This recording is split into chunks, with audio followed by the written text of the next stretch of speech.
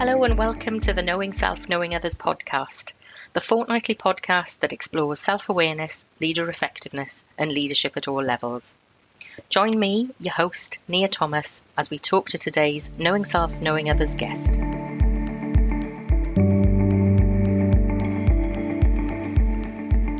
A very big welcome to Matt Stone today, all the way from the United States. Matt, I didn't even check what time it is with you at the moment. So it's 2 p.m. with me. What time is it with you? Well, it's 9:04 a.m. here in New York City. Oh, that's pretty civilized to have that kind of time difference. Wonderful. For all our listeners, it's Matt Stone, who is the CEO of BehavioralOS. And BehavioralOS very much supports leadership teams that are of risk of breakdown.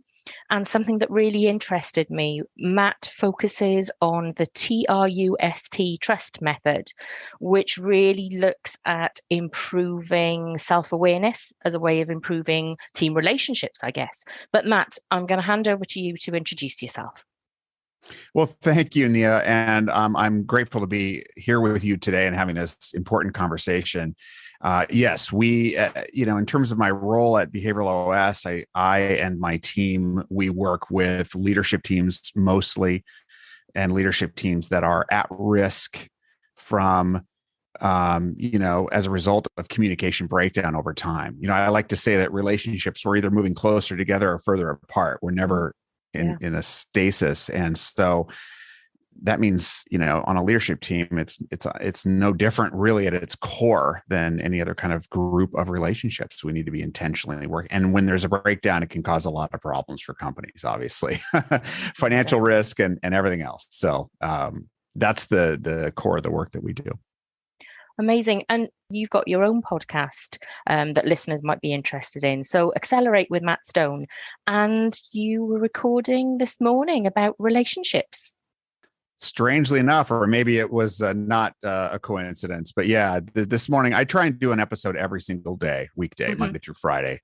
I try to keep it 6 to 9 minutes. Sometimes I'm rambling a little bit more than others, but today I was talking about an article I read in the New York Times about some relationship experts and their research on.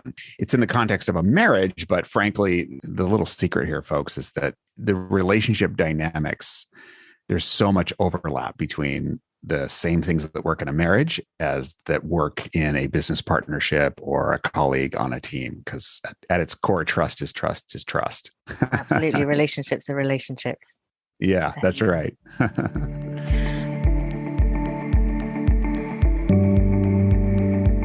So tell me, how do you define self-awareness? Yeah, I mean, it's complicated and yet it's simple. I think for me, the simple answer, which I admittedly derive from my favorite book on self-awareness called Insight with Tasha Eurich, is really your ability to see yourself clearly, to understand your motivations, your values, to understand who you are and why you do what you do and what's important to you, and then also to understand how others see you. So it's what Tasha calls internal self-awareness and external self-awareness. And so those combined things, and to recognize that self-awareness is not only a state of being, but it's a skill. That's so important to know that. So yeah, that's kind of my working definition.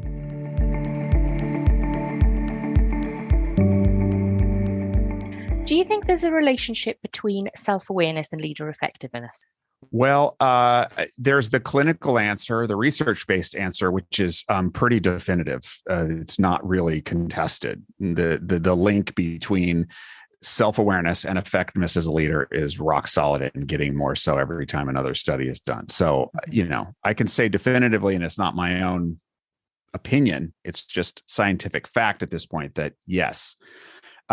More anecdotally, to go with that, I think self-aware leaders tend to be more emotionally intelligent. They tend to understand and be present with the people around them and build stronger bonds and have better influence, better positive influence on the way around them. And therefore, they're able to be more effective in getting people to do things.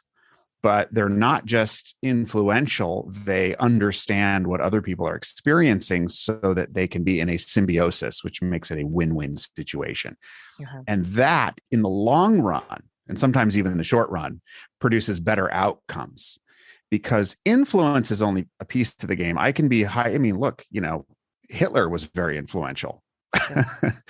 But we don't want to, we don't want to mirror ourselves after a dictator if we can. We want to mirror ourselves with a collaborative approach that's going to create sustainable growth, not just compliance in the moment. There's a big difference. So I think that's where self-awareness plays a huge role.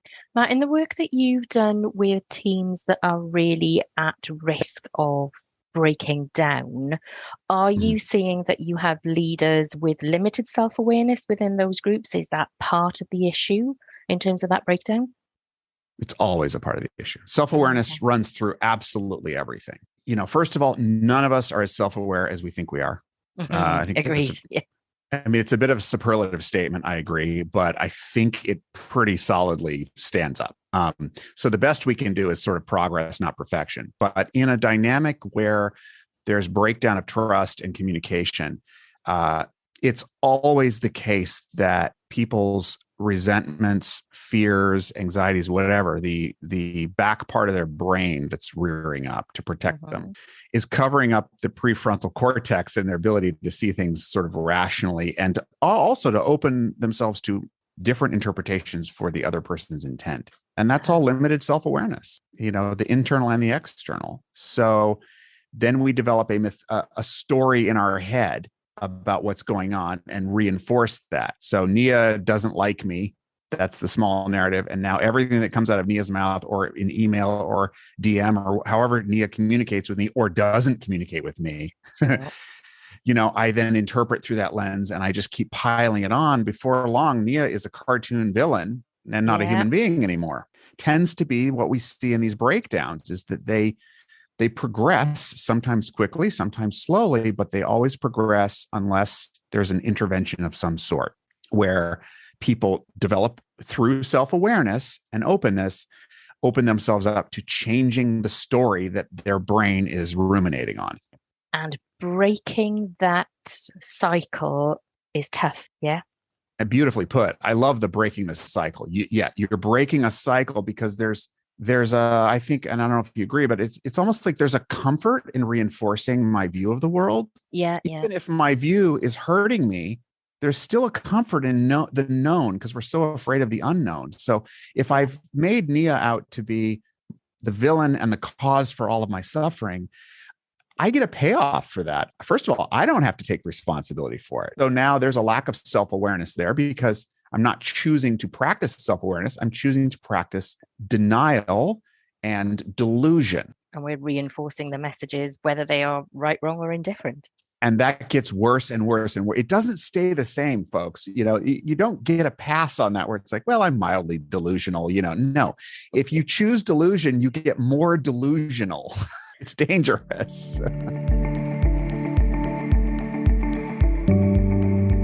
Do you think effective leaders can be found at all levels of organizations? Oh, sure. I mean, there's effective leaders. I mean, there are janitors, and I that sounds condescending, but janitor is not usually associated with leadership in an organization. But I remember some janitors back from school who were wonderful and who were leaders. As a student, you knew they were a leader, and they weren't leading a team. They exhibited the kind of energy and attitude that made you respect them. And that's what it takes to lead people. They choose to follow. So if the person said something, you kind of listen to it, So I think everything from the CEO, on down the chain, they're there. They exist. In some places, not as much as you'd hope they did. But I think to your point, a title does not in and of itself bestow the category of leader. That's for sure. Do you think leaders at the most strategic level of organizations have greater self-awareness than leaders at other levels of organizations? I think the opposite of that. If by strategic is usually, although not always, associated with higher level leadership. So senior executives who are setting the strategic course. And if that's the case, I mean, I'll just go back to Tasha's book, Insight. I mean, she has some great research on that and quotes the research that actually the higher up you go in an organization, the more likely you are less self-aware unless you do the work. Yeah. Unless you do the work. But, we tend to, the higher up you get, you kind of believe your own press. None of us really want to go out and seek feedback, about ourselves, but you got to do it. Knowing yourself really well is only half the game as far as like the internal part of it. The external's got to be there. And then the higher up you get, you have more power. And so therefore people are more afraid to tell you the truth. So it's harder for you to get to practice. You actually have to have a certain level of humility that keeps your quote unquote door. We say open door policy. Well, you can have an open door, but everyone knows not to walk through it. Sure. And so people are very sophisticated in the way that we build a wall around ourselves through humor, through extra toxic kindness, the culture of we don't say anything nasty on this team because we're all good people. So therefore we don't say anything critical, and you better not say anything to me about it because I won't accept it. Yeah, bless your sweet little heart. Yeah, that's the tough stuff. Right. Part of TRUST method. Yeah. How do you work with teams to do that difficult work to really open them up to greater self-awareness? Well, the T in the trust method is taking stock, and that can take form in it depends on the situation. Sometimes what we need to do to get people out of denial about the severity of the problem is by polling a larger pool of people and getting some information, and we can paint quite a mosaic behaviorally of what's going, how people think and feel about, the behaviors that are working or not working. But the first thing is to get out of denial. I mean, so taking stock to me is getting out of denial. You can't fix a problem that you don't agree exists. If you're only in blame mode, you're not taking responsibility for your part of it. So how do I take 100% responsibility for my 50% of every relationship? That's a really good way of looking at it.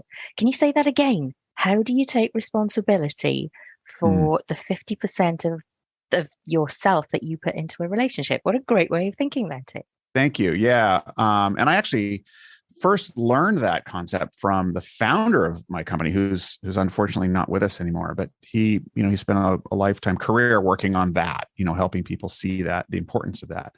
It is coming to the place where you are willing to take 100% responsibility for your 50% and understanding that line. What is mine? What is my side of the street, and what is your side of the street? I can't take responsibility.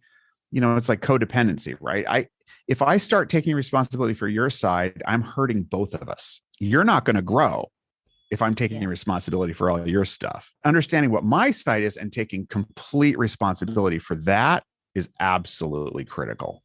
And, the T in the trust method, the taking stock piece, that's one huge piece of it, is getting people to acknowledge that there's a problem and that they have a role in it so they can start moving towards responsibility. I was talking to somebody else as part of my podcasting earlier this week, and they were saying that they'd worked with a head teacher who was struggling with relationships in the organization, but completely failed to accept that they played any part in the relationship. There was nowhere near 50%. I think they were struggling to get to 5%.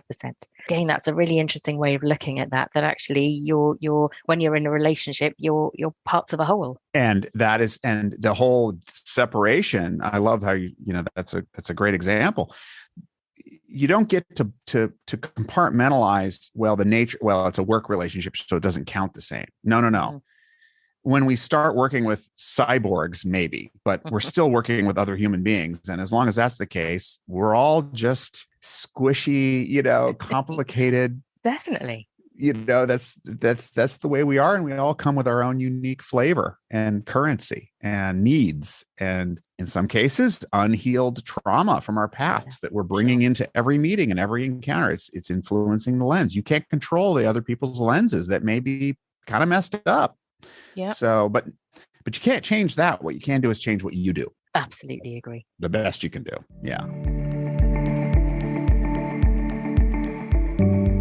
Do you think effective leaders have more self-awareness than ineffective leaders? Yes. The connection between self-awareness and effectiveness is undeniable. Yeah. And not only are they more effective, they're happier. They tend to grow faster. Okay. Someone who practices self-awareness and therefore is enjoying the benefits of being more self-aware because they practice self-awareness and they develop it is on a high growth trajectory because they are more connected with themselves. They can see in real time their behaviors and their behavioral choices that they have.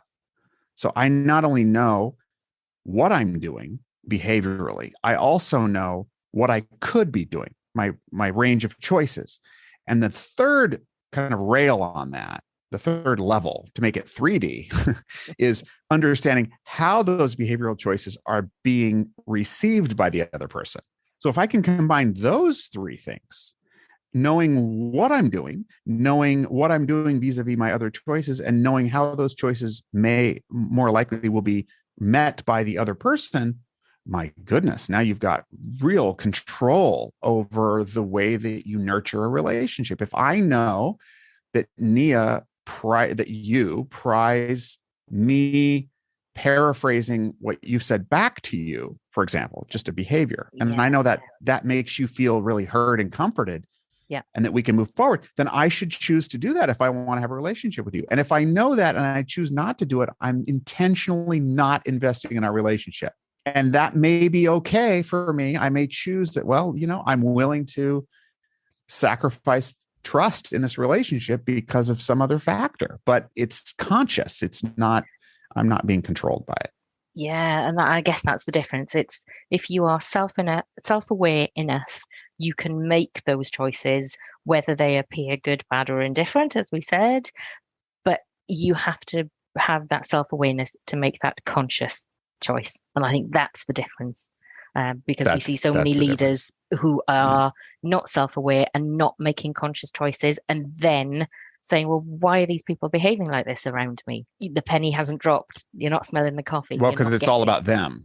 It's their fault, not mine, and yet we dance with each other. We respond to each other. So, one thing, I don't know if this resonates with you, but the whole concept of the golden rule versus the platinum rule, we all grew up, if you went to like church the way that we did when I was a kid, it was the golden rule: treat others the way you want to be treated. Well, that's a nice sentiment, but in this case, it falls short if that's all you do. You're projecting yourself onto other people, and we're all unique beings. And so what I like isn't necessarily what you like or need. Now, here's the other secret that I've learned in doing this work. And again, I'm curious what you think. I have a colleague, for example, with very, very different personalities. We have very different behavioral preferences. And there are times when I will know what he wants me to do.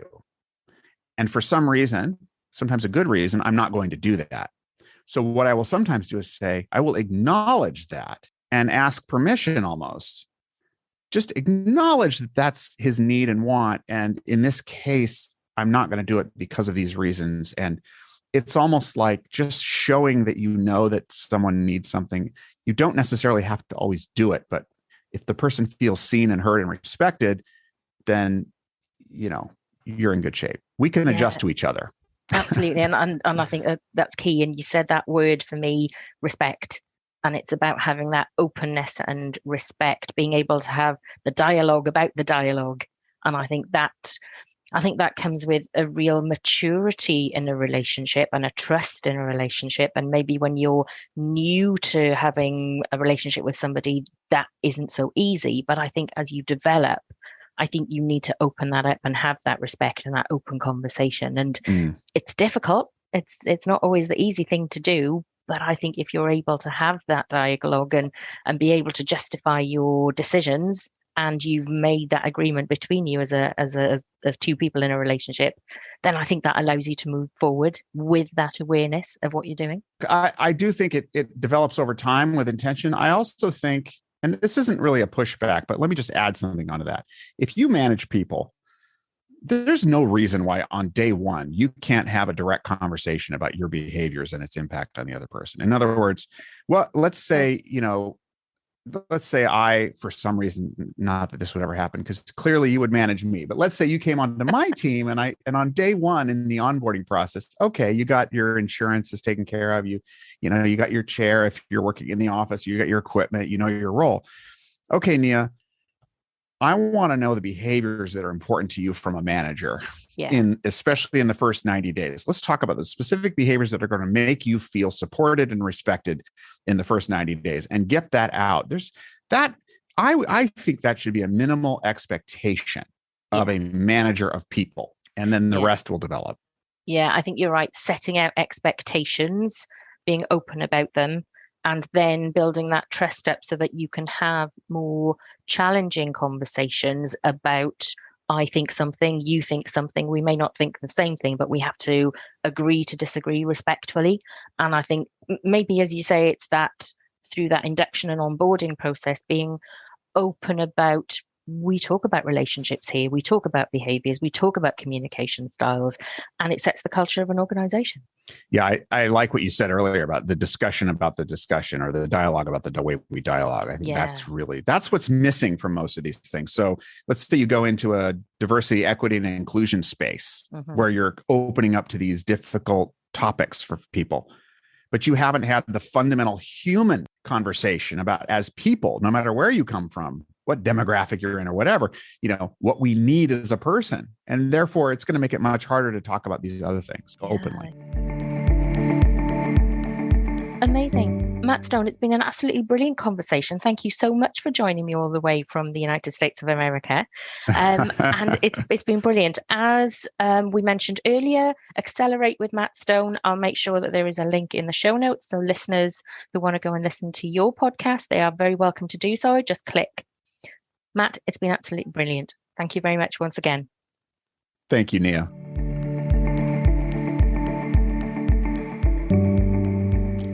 Thank you for joining me, your host, Nia Thomas, at the Knowing Self, Knowing Others podcast. If you'd like to know more about self-awareness, leader effectiveness, and leadership at all levels, please take a look at my website, knowingselfknowingothers.co.uk. You can also join me on YouTube, LinkedIn, or Twitter. Make sure you bookmark the Knowing Self, Knowing Others podcast and tune into the next episode in 2 weeks' time. I look forward to having you on my learning journey.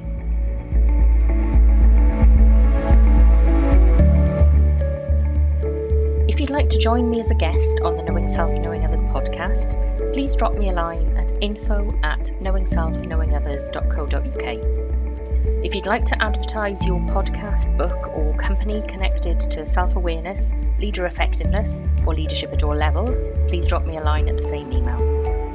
Please remember to bookmark the Knowing Self, Knowing Others podcast so that you can keep up to date with all new episodes. Remember to rate this podcast on whichever directory you listen. Knowing Self, Knowing Others is available to listen on Apple Podcasts, Spotify, Amazon Music, Podcast Index, Podcast Addict, Podchaser, Pocket Casts, Deezer,